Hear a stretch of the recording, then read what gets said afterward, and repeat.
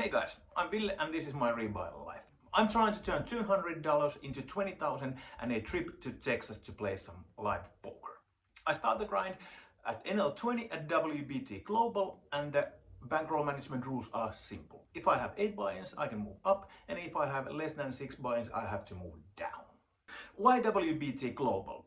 Well, in my experience, that is very close to what I would imagine wildlife games. So there are a lot of wild recreationals, it's full ring, and you don't have a HUD to use to determine what the player is like. So pretty much similar than live games, or as close as you can get online, in my opinion.